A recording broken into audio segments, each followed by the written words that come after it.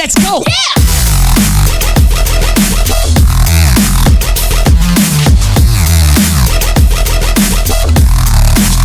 Be reckless.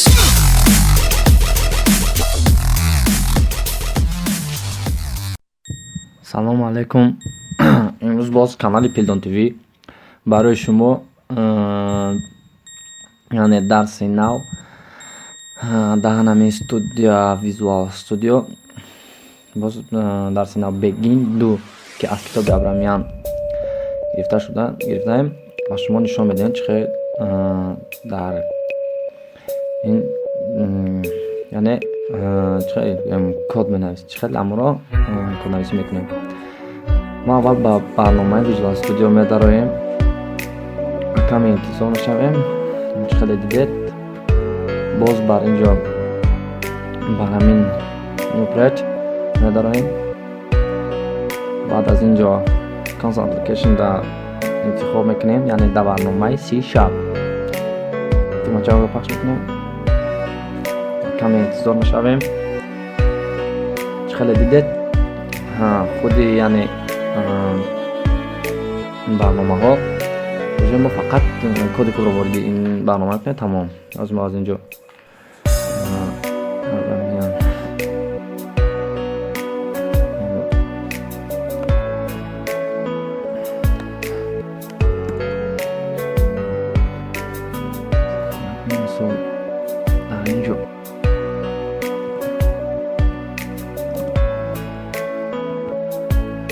мо аз инҷо мисол комментария мекунем ва аз инҷо нигоҳ карда мо мисоли худро кор мекунем. яъне хеле ки мебинем мо бояд аз инҷо маслиҳатро бояд ёбем. ва мезанем ба код ба коднависӣ шурӯъ мекунем. агар боз мегӯям ки агар вақте ки квадрат боша мо инт интихоб намекунем. вақте ки дарси якумчи мо инт интихоб кардем, агар квадрат бошад, реша бошад, мисол хай боз мефаҳмонам, ана меро интихоб мекунем. ҳозир менависам double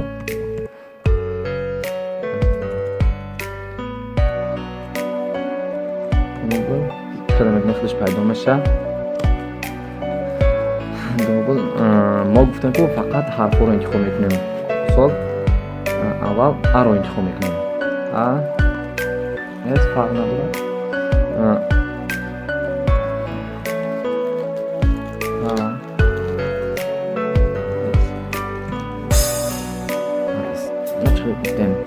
мо акнун аро дохил мекунем. мисол a равно convert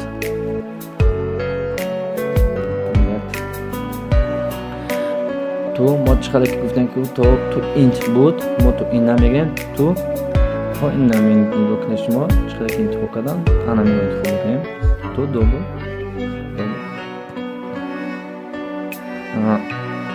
мекунем.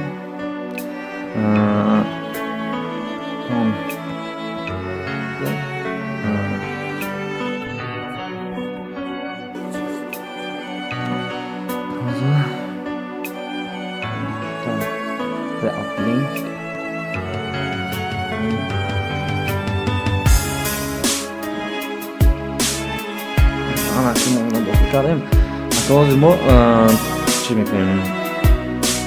худи формула истифода барем.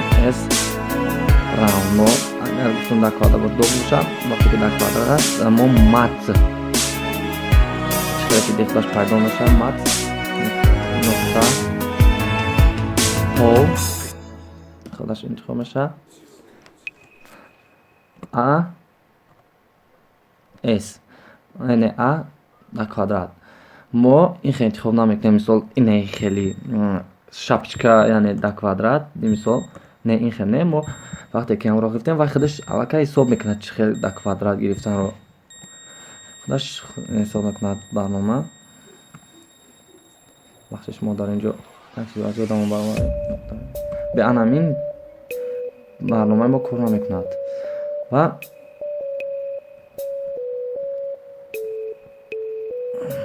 дақиқа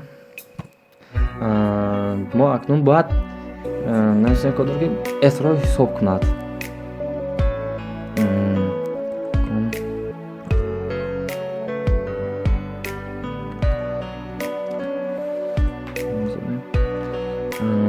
range of right link. نه خودش پیدا شده. اوکی. скобка. ما اکنون باید اس رو حساب کنیم. ما باید اس رو انتخاب میکنیم و скобка رو محکم میکنیم. گفتم برای نگاه داشتن، یعنی وقتی میخونه باید چی کنه؟ انتخاب کنه همین کنسول کپی راحت کنیم. ставить read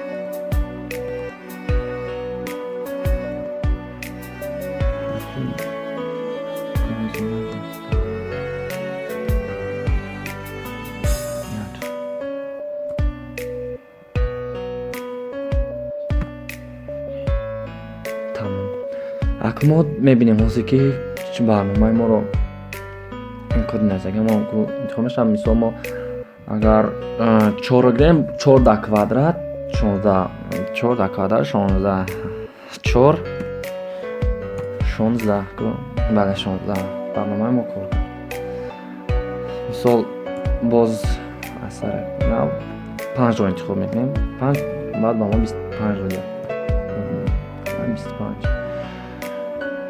سلامت باشه برادران اخوان کسی که تماشا کرد این ویدیو ما رو با ما پسپیسه کنید لایک مونید و کامنتر خود رو نویسید.